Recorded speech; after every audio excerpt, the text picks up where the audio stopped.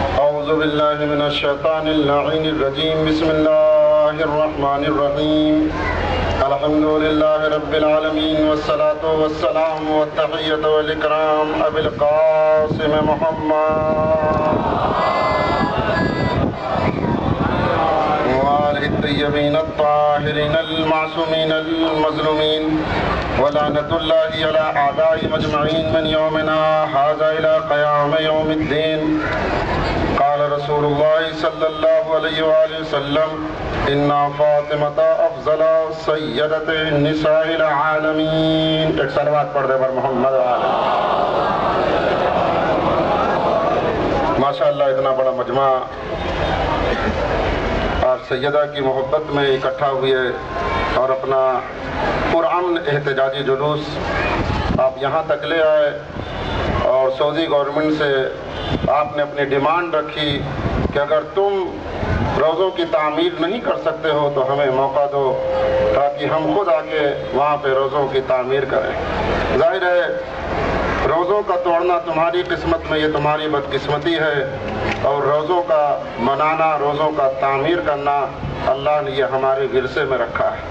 تو لہذا دنیا یہ سمجھ رہی ہے، ظالم یہ سمجھ رہے ہیں، اور ظاہر ہے آج دنیا جو ہم سے خوفزدہ ہے، خاص طور سے اہل بیت کے چاہنے والوں سے، تو ظاہر ہے کل بھی یہ جلوہ ختم کرنا چاہ رہے تھے، لیکن اللہ کا کرم ہے یہ جلوہ روز بروز بڑھتا جا رہا ہے.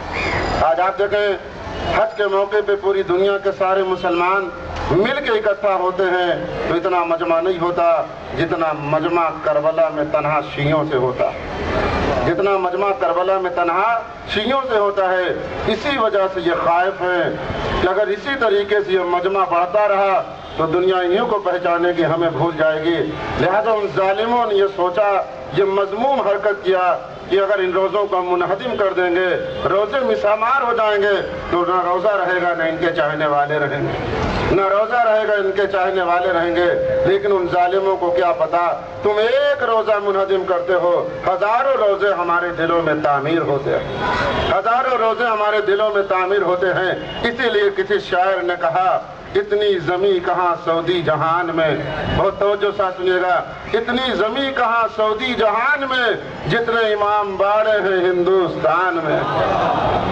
تمہارے پاس اتنی زمین نہیں ہے جتنے امام باڑے ہمارے ہندوستان میں ہیں. پھر شاعر نے کہا یہ معجزہ ہے فاطمہ کے حسین کا، یہ معجزہ ہے فاطمہ کے حسین کا، انگریزوں کی زمین ہے ماتم حسین کا. ارے تم کہاں کہاں سے ماتم مٹاؤ گے، کہاں کہاں سے اہل بیت کے چاہنے والوں کو مٹاؤ گے. جتنا تم انہیں دباتے جاؤ گے یہ اٹھتے جائیں گے. ایک صلوات پڑھ دے پر محمد. لہذا اتنا بڑا مجمع یہ احتجاجی جلوس لے کے آیا، اور ظاہر ہے آج دنیا کے سامنے آیا ہو رہا ہے کہ جس کا رہبر صحیح نہیں ہوتا ہے، جس کی قیادت صحیح نہیں ہوتی ہے، اس کا اسلام اور دین بدنام ہو کے رہ جاتا ہے. آج آپ دیکھیں آج کی تازہ خلافت نے دنیا کو بتا دیا، آج کی تازہ خلافت نے بغداد کی دنیا کو بتا دیا کہ جب ہم خود کسی کو خلیفہ بناتے ہیں تو اس کے اندر ہزاروں نقائص ہوتے ہیں، ہزاروں کمیاں ہوتی ہے. ظاہر ہے جن کے اندر نقائص پائے جاتے ہیں جب وہ کسی کو خلیفہ بنائیں گے تو ان کا خلیفہ ناقص ہوگا. لیکن جب خدا کسی کو معصوم اور ہادی رہنما بنا کے بھیجے گا تو خدا بھی لائب ہے، اس کا نائب بھی لائب اور عیب ہوگا. اس لیے شاعر نے کہا منزل کی ہے تلاش تو رہبر تلاش کر، منزل کی ہے تلاش تو رہبر تلاش کر، مل جائے گا خدا در حیدر تلاش کر. توجہ فرما رہے ہیں آپ، منزل ظاہر جب تک رہبر صحیح نہیں ہوگا یہ قوم ہدایت پانے والی نہیں ہے. تو لہذا منزل کی ہے تلاش تو رہبر تلاش کر، مل جائے گا خدا در حیدر تلاش کر. آج سارا مسلمان پیغمبر کی کالی کملی کا تذکرہ کرتا ہے لیکن پیغمبر کی اکلوتی بیٹی فاطمہ زہرا کی چادر کا تذکرہ نہیں کرتا. کون چادر؟ جس چادر میں کبھی پیغمبر کو سکون ملتا ہے، کبھی حسن کو سکون ملتا ہے، کبھی حسین کو سکون ملتا ہے. کون چادر؟ جس میں آنے کے لیے جبرائیل جیسا فرشتہ تمنا کرتا ہے، جس چادر میں جبرائیل جیسا فرشتہ آنے کے لیے تمنا کرتا ہے. اور یہی وہ چادر کی برکت ہے، یہی وہ چادر کی برکت ہے کہ جبرائیل جیسا فرشتہ سوال کر رہا ہے یا رب من تحت الکساء، اے پالنے والے اس چادر کے نیچے کون ہے؟ سوال کرنے والا سید الملائکہ ہے، تعارف کرانے والا پروردگار ہے۔ تو ظالموں سن لو، جس کے فضائل و مناقب خدا بیان کرے، اس کے فضائل کو کون کم کر سکتا ہے؟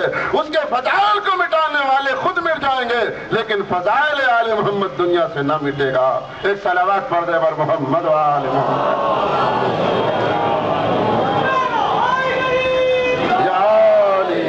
لہذا آج پوری دنیا کا مسلمان پیغمبر کی کالی کملی کا تذکرہ تو کرتا ہے، لیکن چادر فاطمہ کا تذکرہ نہیں کرتا۔ اسی کو شاعر کہتا ہے، منزل کی ہے تلاش تو رہبر تلاش کر، مل جائے گا خدا در حیدر تلاش کر۔ کملی سیاہ رات میں کیا آئے گی نظر، کملی سیاہ رات میں کیا آئے گی نظر، جس میں ہو 5 نور وہ چادر تلاش کر۔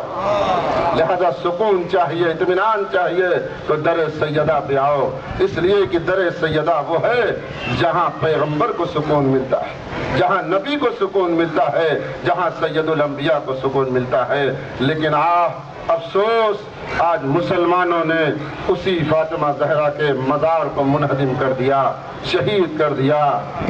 آج جب بھی کوئی شہزادی کا چاہنے والا مدینہ منورہ جاتا ہے، ظاہر ہر مسلمان کے دل میں یہ تمنا ہے، کوئی ایسا مسلمان نہیں ہے شیعہ سنی جس کے دل میں تمنا نہ ہو وہ مدینہ جائے۔ لیکن جب وہ مدینہ جنت البقیع میں جاتا ہے اور پیغمبر کی اکلوتی بیٹی کے بارے میں سوال کرتا ہے، بتاؤ پیغمبر کی بیٹی کی قبر کہاں ہے، تو کوئی بتانے کے لیے آمادہ نہیں، کوئی بتانے کے لیے آمادہ نہیں ہے۔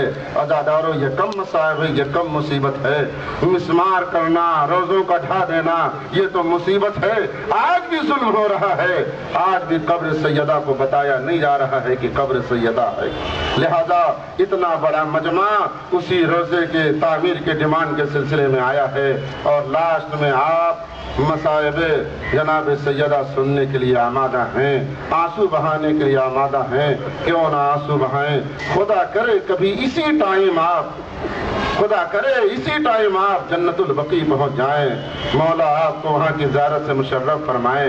اے عزادارو، جب شام کو سورج ڈوبے گا، رسول کی گنبد کی طرف آپ نگاہیں دوڑائیں گے تو چراغ ہی چراغ نظر آئے گا، روشنی ہی روشنی نظر آئے گی۔ لیکن جب آپ کی نگاہ جنت البقیع کی طرف جائے گی، جہاں اندھیرا ہوگا، جہاں تاریکی ہوگی، جہاں کوئی چراغ جلانے والا نہ ہوگا، تو فاطمہ کا چاہنے والا خون کے آنسو بہا کے روزے رسول کی طرف کر کے کہتا ہے، رک کر کے کہتا ہے، یا رسول اللہ، یہ کہاں کا انصاف ہے کہ آپ کی بیٹی کی قبر پہ کوئی چراغ جلانے والا نہیں ہے، آپ کی بیٹی کی قبر آج بھی اندھیروں میں ہے۔ ہاں عزادارو، آپ کی آواز گریہ بلند ہے، خدا ان آوازوں پہ رحمت نازل فرمائے۔ فاطمہ اس مظلومہ کا نام ہے کہ پیغمبر اسلام کی وفات کے بعد آپ 75 دن یا 90 دن زندہ رہتی ہیں اور مصائب پڑھتی، صبت علی الایام سرن لیالیا۔ ارے جیسے مصائب مجھ پہ ڈھائے گئے ہیں، اگر ایسے مصائب دنوں پہ ڈھائے جاتے تو رات کی تاریکی میں تبدیل ہو جاتے۔ اے عزادارو، دنیا ہم سے پوچھتی آپ کیوں گریہ کرتے ہیں، کیوں آنسو بہاتے ہیں؟ مجھے انصاف سے بتاؤ، 75 دن میں 18 سال کی کوئی ماں، 18 سال کی کوئی عورت ضعیفہ ہو جاتی ہے، کوئی ضعیفہ ہو جاتی ہے۔ لیکن تاریخ نے لکھا پیغمبر کی وفات کے بعد چند گھنٹوں میں دربار میں وہ مصائب ڈھائے گئے کہ فاطمہ کی کمر جھک گئی، سر کے بال سفید ہو گئے۔ یہ عزادارو، تاریخ بتاتی ہے جب فاطمہ زہرا اپنا حق لینے کے لیے دربار میں جاتی ہیں، 4 گھنٹے تک آپ کھڑی رہی، کسی ظالم نے یہ بھی نہ کہا کہ فاطمہ بیٹھ جاؤ۔ آخر میں آپ نے سلمان فارسی سے فرمایا، جا کے دربار میں کہہ دو فاطمہ رسول کی بیٹی اتنی دیر کھڑی رہنے کی عادی نہیں ہے، اجازت دے دو بیٹھ جائے۔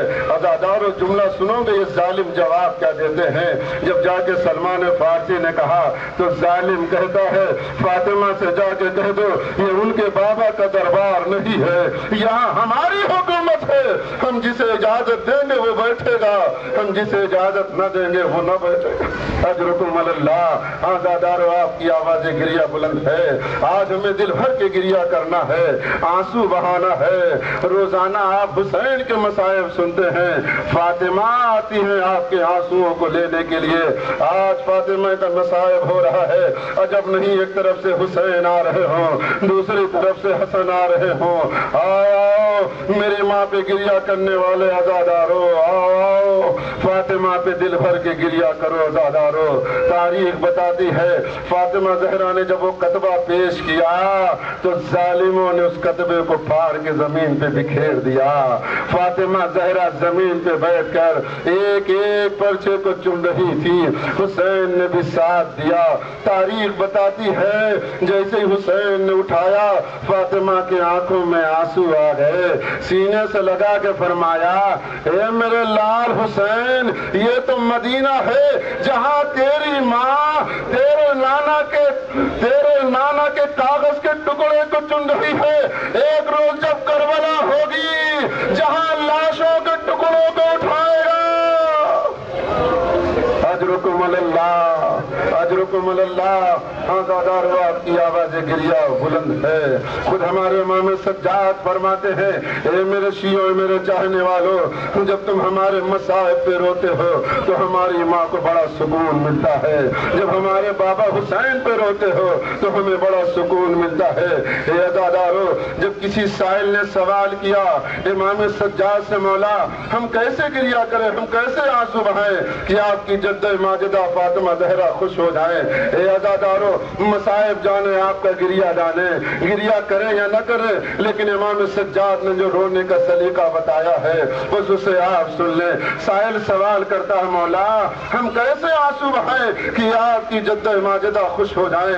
امام فرماتے ہیں دیکھو رونے والوں کے طریقے الگ الگ ہیں۔ جب کوئی رونے والا گریہ کرتا ہے تو امام فرماتے ہیں اگر آنکھ کا آنسو آنکھ میں رہ جائے تو وہ مومن کا آنسو، آنکھ کا آنسو آنکھ میں رہ جائے تو مومن کا آنسو، رخسار تک آ جائے تو ہم صلحاء کا آنسو، اور اگر ریش مبارک تک آ جائے تو انبیاء کا آنسو۔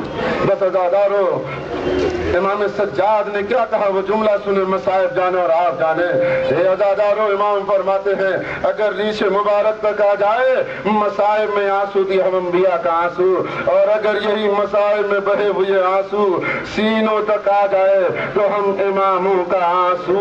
اس کے بعد عجیب و غریب فقرہ امام فرماتے ہیں اگر کسی کے گریے میں آواز بلند ہو جائے، اگر کسی کے رونے میں آواز بلند ہو جائے تو میری دادی فاطمہ زہرا کے آنسو، اس لیے کہ فاطمہ کہتی ہے ہمارے مصائب پہ ایسے رو جیسے ایک ضعیفہ ماں جوان بیٹے کی میت پہ روتی ہے۔ اجرکم اللہ۔ ہاں دادارو، ایسا گریہ کرو کہ آپ کی آواز جنت البقیع کی در و دیوار سے ٹکرائے۔ یا رسول اللہ، آؤ اپنی بیٹی کا پرسہ لو، ہم جنت البقیع تو نہیں آ سکتے لیکن اتنا بڑا مجمع اس معلومی میں اکٹھا ہو کے آپ کی بیٹی پہ گریہ کر کے آنسو بہا کے آپ سے عہد و پیمان لے رہا ہے کہ یا رسول اللہ اگر موقع مل گیا تو ہم جنت البقیع میں آنسو بہاتے رہیں گے، روزے کو تعمیر کرتے رہیں گے۔ اجرکم اللہ۔ ہاں دادارو، آپ کی آواز گریہ بلند ہے، خدا ان آوازوں پر رحمت نازل فرمائے۔ میں مسائل یہیں پہ تمام کر دیتا لیکن مجھ سے کہا گیا تھوڑا طولانی مسائل پڑھیے گا، اس لیے کہ اختتامی تقریر ہے۔ ہاں دادارو، کون زہرا، کون فاطمہ جس کے کاغذ کے ٹکڑے زمین میں پھاڑ کے پھینک دیے گئے، وہی فاطمہ پلٹ کے جب گھر پہ آتی ہے عزادارو سر کے بال سفید ہو چکے ہیں، کمر جھک چکی ہے۔ جناب زینب نے ماں کو دیکھا تو پہچان نہ سکی، فرمایا ماں یہ کیا حال ہوا؟ عزادارو، قیامت کے جملے ہیں جو میں آپ کی طرف اشارہ کرنے جا رہا ہوں۔ ثانیہ زہرا جناب زینب نے فرمایا اے اماں، چند لمحوں کے لیے آپ دربار میں گئی تو یہ آپ کا کیا حال ہوا؟ جبکہ دربار تو میرے نانا کے صحابیوں کا تھا، مسلمانوں کا تھا، کلمہ پڑھنے والوں کا تھا۔ ارے کون سے ایسے مصائب ڈھائے گئے کہ چند گھنٹوں میں آپ کے سر کے بال سفید ہو گئے۔ ارے جیسے ہی جناب زینب اولیاء مقام نے